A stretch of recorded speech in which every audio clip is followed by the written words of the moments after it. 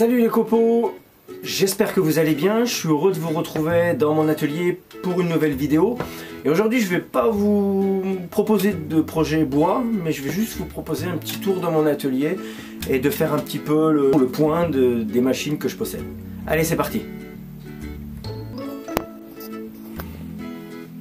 Alors on commence la visite par ma perceuse à colonne, achetée en grande surface de bricolage, d'une marque que je pense que tout le monde va reconnaître, qui fait relativement bien son boulot.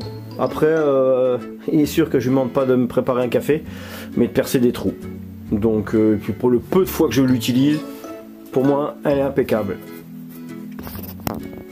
À droite, quelques gabarits et quelques kits de perçage, le fameux kit Craig de vis cachées, hein, pour l'assemblage avec la petite pince qui va avec.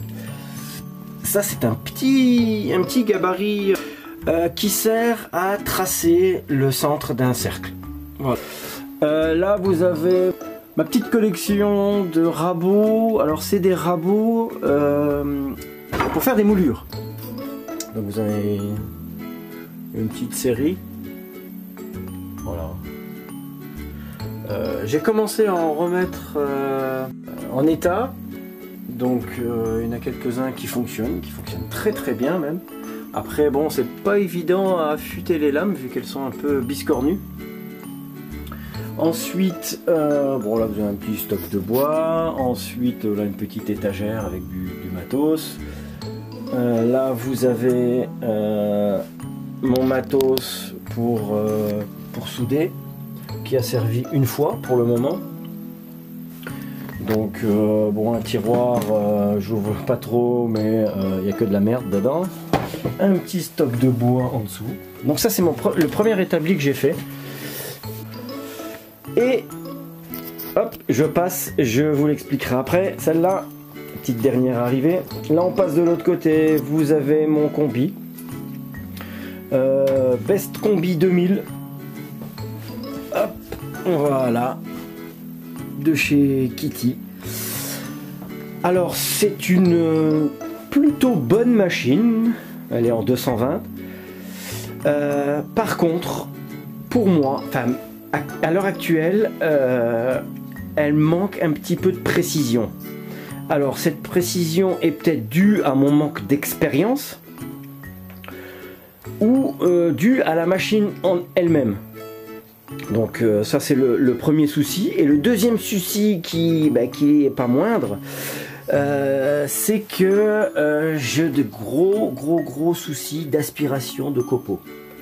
Donc comme vous pouvez le voir si je bouge un peu ça, voilà, vous voyez, tout s'accumule à l'intérieur, il n'y a pas d'aspiration à l'intérieur. Si vous voulez, là le tuyau d'aspiration est ici, mais à l'intérieur il n'y a rien, c'est vide. Ça aspire, c'est le Saint-Esprit, vous savez, le petit Jésus il est dedans et puis il pousse les copeaux. Hein, enfin bref. Donc non, enfin voilà, elle fonctionne très bien. J'y ai ajouté récemment une bonne petite lame, enfin deux bonnes petites lames. Hop, une lame de la marque CMT. Alors 64 dents, enfin le truc c'est le jour et la nuit comparé aux lames que j'utilisais actuellement. J'utilisais du Lurem. Franchement je reviens plus en arrière, je ne prendrai, s'il y a mieux je prendrai mieux, sinon je garde cette marque là. Donc voilà, après bon, rabot d'ego. Là-dessus on peut y mettre un support pour tenon mortaise. Voilà, là vous avez ma petite raboteuse que j'ai réussi à remettre en état pour le moment. Le souci de cette machine, c'est que les engrenages en dessous qui font, alors je sais pas si vous arrivez à voir parce qu'il n'y a pas de lumière là, je sais pas, j'ai pas mis, qui font actionner ça ira pas plus bas, qui font actionner la molette là, hein, le monter et le descendre, vous voyez là. Et ben là direct, voilà, c'est ça. Là ça bouge plus encore une fois, ça se bloque. Ça se bloque en haut et j'ai énormément de mal à faire redescendre. Donc voilà. Ensuite, là, toute cette voilà, cette partie un petit peu partie bureau. J'y ai mis hop, regardez, voilà. J'ai mis mon petit peu d'autocollant que j'ai. Hein, voilà. Voilà, petite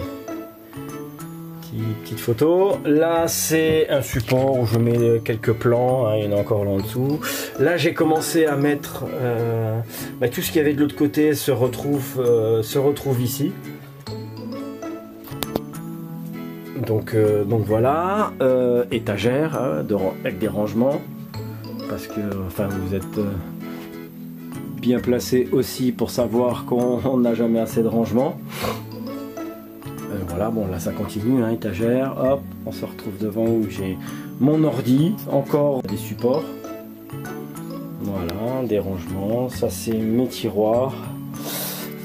Hop, ici, on revient, vous avez mon établi que j'ai récemment fini, hein, il y a quelques temps de ça.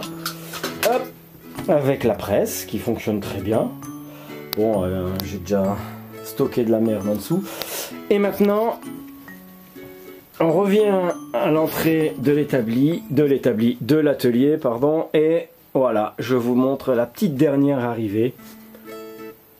Voilà, scie à ruban de chez Jean l'ébéniste, vendu par Holz Profit. C'est la 480 en 220. Donc qu'est-ce que je peux vous dire là-dessus? Pas grand-chose, parce que moi je ne suis pas un expert. Hein, j'ai suivi quelques conseils, quelques recommandations de certains d'entre vous. J'ai suivi aussi mon porte-monnaie. Parce que ça fait plus d'1 an que ce projet de renouveler ma scie à ruban était dans les bacs et sans pouvoir le concrétiser, hein, étant un amateur en menuiserie, les fonds, il faut aller les chercher au fond du slip, on va dire. Hein, donc voilà. Et puis, qu'est-ce que je peux vous dire? Bon voilà, hein, hop, voilà, je vous fais une petite, hop, voilà, donc ça fonctionne très bien. Il n'y a pas de, quand on le serre, il n'y a pas de jeu, ça bouge pas. J'ai résolu mon souci de machine, c'est que quand je l'ai eu il y a quelques semaines, j'ai fait les tests, j'ai fait les réglages comme je faisais les réglages sur ma vieille scie à ruban. Or, je me suis aperçu au final que c'était pas bon pour cette machine là. Ce qui s'est passé, c'est que j'ai d'une part trop serré les roulements sur la lame. Deuxièmement, j'ai mis la lame en place, mais trop à l'intérieur des roulements. Ce qui a eu pour effet d'écraser je sais pas si on appelle, vous me rectifierez, l'avoyage ou la voie de la lame. Ce qui a eu pour effet au final qu'elle coupait plus du tout. Donc j'ai reçu une autre lame pour refaire les tests bien comme il faut avec les bons réglages, et là il n'y a plus aucun souci, c'est une merveille.